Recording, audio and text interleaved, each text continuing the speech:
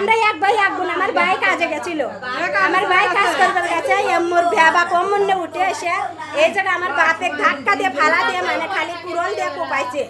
কোপাইনার পরে আমার আব্বার যখন এখানে কুরল দিয়ে কোপ দিছে তখন আব্বা শুয়ে পড়ছে, জিভে কামড় দিয়ে ইয়া গেছে। তখন তারপরে সারা সব শরীর আতুর দিয়ে বাইরে তুলো করার পরে আবার কোচে গাওয়াইছে।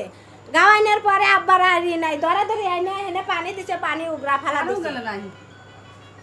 আমার আব্বাকে মমতাজ বাহিনী, সন্ত্রাসী বাহিনী চাইনিজ কুরেল দেহাইসে দিয়ে কোফা নৃশংসভাবে হত্যা করেছে। আমি আর প্রশাসনের সহায়তায় ওদের বিচার চাই, দৃষ্টান্তমূলক শাস্তি চাই।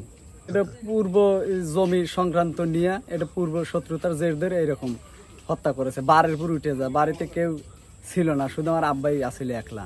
এই মমতাজ ইকবাল মাসুদের সাথে আমাদের দ্বন্দ্ব হলো আপনার এই মমতাজের আছে সুদে ব্যবসা, হিরোইনের ব্যবসা, মানে মাদকের যত আছে সব ব্যবসা ওনারা করে। এটার প্রতিবাদ করার কারণেই আস্তে আস্তে আমাদের মধ্যে গণ্ডগোল বাঁধে। এই গণ্ডগোল বাঁধার পরে আমাদের বিরুদ্ধে একটা চেক মামলা দেয়, 48 লক্ষ টাকার চেক মামলা। ওই মামলাটারে মানে জোরপূর্বক মানে উত্তোলন করার জন্য প্রেশার দেয়।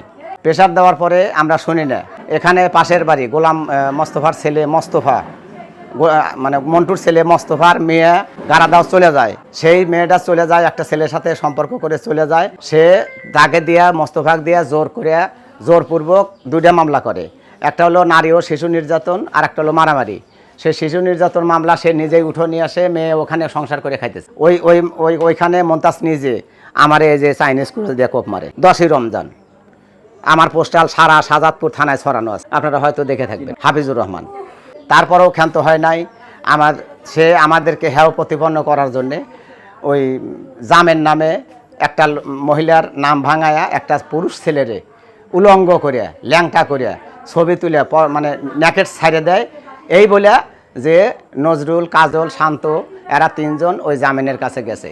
ওই ছেলেটা যখন মোচড় ঘুরে ওঠে তখন দেখা যায় যে তার মানে পুরুষাঙ্গ বাইরে হয়ে পড়ছে। তখন সেই জামিন একটা পর্নোগ্রাফি মামলা করে। সেই মামলাটা করে উঠানোর জন্যে মামলাটা করছে হলো হাকিমের ছেলে এবং মিন্টু এবং রহিমের ছেলে আকাশ, এই 2 জন। মিন্টুর হলো আইডি, মিন্টু ছবিটা তুলছে। সেই মিন্টুকে বাঁচানোর জন্যে সে আমাদের উপরে এরকম জুলুম অত্যাচার শুরু করে। 48 লক্ষ টাকার চেক মামলা, এখন সাক্ষী শুনানি শেষ, এখন রায় মীমাংসার স্বার্থে 3 তারিখ ম্যাজিস্ট্রেটের কাছ থেকে জামিন নিছে।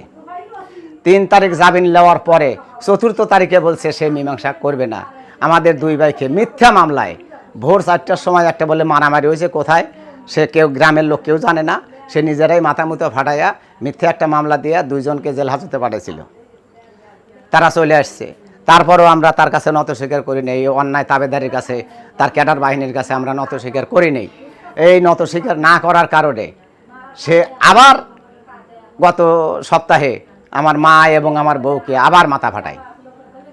তারপরেও আমরা গণ্ডগোল মারামারিতে আমরা যাই নেই, মানে নীরবতা পালন করে আসতেছি। এমতো অবস্থায় আজকে ছিল সেই চেক মামলার হাজিরা। সেই চেক মামলায় আমরা হাজিরা দিতে চলে গেছি। ওরা দেখছে আজকে সাজাদপুর কোর্টে। আমরা কোর্টে পৌঁছা মাত্র, হ্যাঁ কোর্ট আজ খোলা ছিল, ম্যাজিস্ট্রেট মানে বসার টাইমেই 11টার সময়, 11টায় বসে, ঠিক 11টার সময় এখান থেকে ফোন যায় যে তারাবাইকে মানে গাও দিয়ে মারিয়ে ফেলেছি। তখন আমরা কোর্ট মোট সব ফালা থুয়ে আমরা চলে আসি। আসার পরে মনে করেন যে ওরা এই পাশ দিয়ে ঢুকছে। ওরা এই পাশ দিয়ে ঢুকে সর্বপ্রথমেই তাক পাইছে, তার এই মারছে। সর্বপ্রথমেই তাক পাইছে। তার অন্যায়ের কোনো শেষ নাই।